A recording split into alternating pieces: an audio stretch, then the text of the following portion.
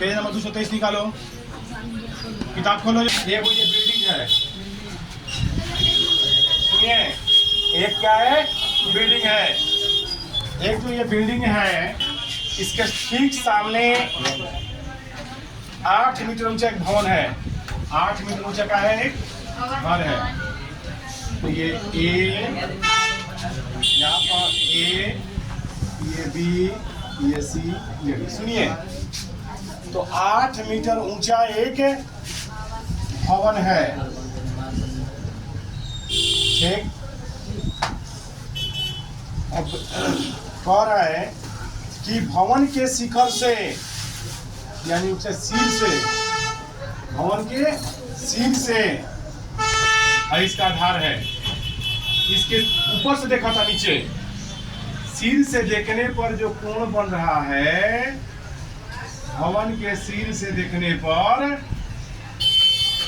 बड़ा वाला जो, मतलब कहने का मतलब ये है कि जो बड़ा वाला बिल्डिंग है, छोटा घर के देखा रहा है, ऊपर से देख रहा है इस पे, ठीक है, यानी ऊपर से देख रहा है, यानी कौन सा कोण बनेगा, जब ऊपर से कोई व्यक्ति नीचे देखता है तो अवनमन कोण बनता है। कौन सा कोण बनता है, अवनमन कोण। तो ये अवनमन कोण बना, तो ये जो अवनमन कोण बना, अवनमन कोण के लिए क्या होता है, ऐसे, यानी एकांतर कोण बना देते हैं। कौन सा कोण बनाते हैं, जेड जैसा बनता है, एकांतर कोण। ये जो कोण बना, कितना डिग्री का कोण बन रहा है, तो ये बन रहा है 30 डिग्री का। कितना बन रहा है बच्चों, 30 डिग्री का कोण बन रहा है। लेकिन इसका सिर पर, यानी छोटा जो घर बना, बड़ा बिल्डिंग से देखा था तो 30 के कोण बना था, लेकिन इसका जब पैर पर ताक रहा है, सी पर, यहाँ पर ताक रहा है, तो कोण बन रहा है 45 का। कितना कोण बन रहा है बच्चों, 45 का। ये 30 है, तो ये भी 30 होगा, ठीक।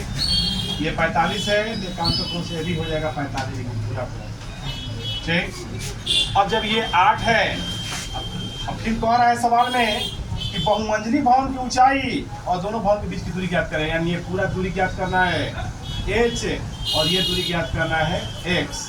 तो ये 8 है, ये भी होगा 8, ठीक। अब ये पूरा में से है दूरी घट जाएगा, तो ये हो जाएगा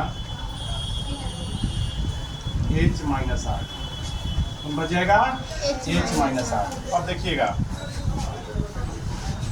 A B C D E, सुनिए, अब हम क्या करेंगे, ध्यान दीजिए, हमको ये ज्ञात कर, जो सवाल में दिया हुआ वो बात लिखेंगे। भवन की ऊंचाई लिखेंगे पहले, भवन की ऊंचाई कितना है, 8, सीढ़ी बराबर 8 मीटर, ठीक। बहुमंजिले भवन की ऊंचाई, बहुमंजिले भवन की ऊंचाई है भाई वाला, बहुमंजिले भवन की ऊंचाई, बहुमंजिले भवन की ऊंचाई बराबर h मीटर, ठीक। फिर दोनों भवन के बीच की दूरी, यानी इसका और इसका बीच की दूरी, दोनों भवन की बीच की दूरी, दोनों भवन के बीच की दूरी BC बराबर x मीटर। अब लिखेंगे त्रिभुज ADE, त्रिभुज ADE में, त्रिभुज ADE में लंब है, ये आधार है। जब भाई वाला x होगा, जब ये x है तो ठीक इसके सामने पर है a भी, यानी हो जाएगा CD बराबर D बराबर x, यानी ये भी हो गया x, ठीक है। तो अब देखिए हम चलेंगे बड़ा हुआ त्रिभुज में ACD में, और हम चलेंगे बच्चों ACD में, त्रिभुज ACD ACB में, ACB में। ये बताइए आई वाला क्या है? लंब है, और ये क्या है? आधार है। ये क्या है? आधार है।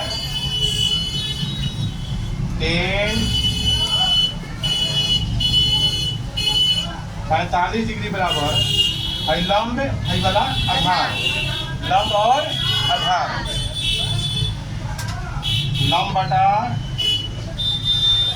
आधार, लंब बटा आधार। तो 10/45 का मान बताइए क्या होता है? 10/45 का मान 1 क्या होता है बच्चों? और लंब इसमें कौन है? इसमें लंब कौन है? देखिए ये लंब 10/45 का मान दे दिया है। 10/45 का मान लिख देंगे 1, लिख देंगे यहीं पे। लंब का मान पूरा लंब है ना, तो लंब हो जाएगा x, आधार हो जाएगा x। है पूरा लंब हो गया है, और है क्या हो गया? आधार। तो यहाँ से यहाँ तक दूरी क्या माने हैं? h, और आधार को क्या हो गया है? x। यानी x में 1 से गुणा करेंगे तो x बराबर क्या आ गया? h। इक्वेशन 1। अब चलेंगे छोटा वाला त्रिभुज में, त्रिभुज ADE में, त्रिभुज ADE में। इसमें चल रहे हैं ADE में 30 डिग्री बराबर है लंब हो जाएगा, क्या हो जाएगा? आधार। यानी लंब हो जाएगा h - 8, आधार हो जाएगा x। 35 का मान बताइए कोई? 1/√3। 1/√3 h - 8 x का मान, और x सही है ना, बताना x। अब लिखा जी समीकरण 1 से, समीकरण 1 से 1/√3 बराबर h - 8 x है। x की जगह पर हम क्या लिख देंगे? x का मान किसके बराबर है? h के, तो लिख देंगे h। क्या लिखेंगे? h। h में 1 से गुणा करेंगे तो h, √3 में h से √3h - √3h, √3 में 8 से 8√3। अब जात को जात में ले जाएंगे, इसको इधर ले जाएंगे, इसको इधर, तो हो जाएगा 8√3 बराबर √3h - h, या 8√3 बराबर h कॉमन कर लेंगे तो √3 - 1। ठीक है। अब ये बट्टा में जाएगा तो हो जाएगा h बराबर 8√3 बटा √3 - 1। ठीक है। अब इसका हर का प्रमेयकरण करेंगे हम। क्या करेंगे? हर का प्रमेयकरण करने का तरीका क्या बताएं? बताइए तो कोई। हर का प्रमेयकरण का तरीका क्या है? ठीक इसके विपरीत चिन्ह से गुणा करते हैं। 8√3 - 1 माइनस है तो प्लस से गुणा करेंगे।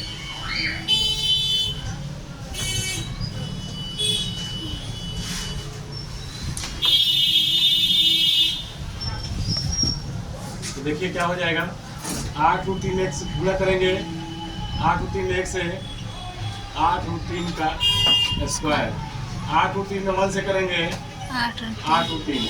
a - b × a + b बराबर क्या होता है? a² - b²। स्क्वायर रूट खत्म हो गया तो 3 के तो क्या हो जाएगा? 8×3 + 8√3 से स्क्वायर रूट खत्म हो गया 3 - 1, या 3 के 24 प्लस 8√3, 3 में से गया 2 कॉमन कर लेंगे, हमें से 1 से 24 भी आएगा, 8 भी आएगा।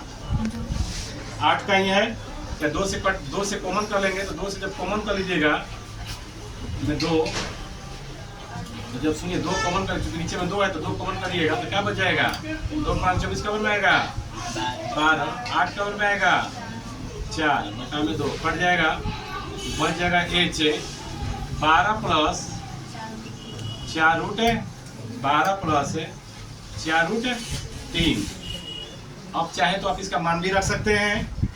तो मान जब रख दीजिएगा तो 12 प्लस 4 गुणे 1.73, रूटीन का मान कितना होता है 1.73, या एच बराबर 12 प्लस 4 में एक 1.73 गुणा करेंगे, 4 3 12 का 2, 4 7 28 है 29 9 4 2 6, 6.92 कितना हो गया बच्चों 6.92।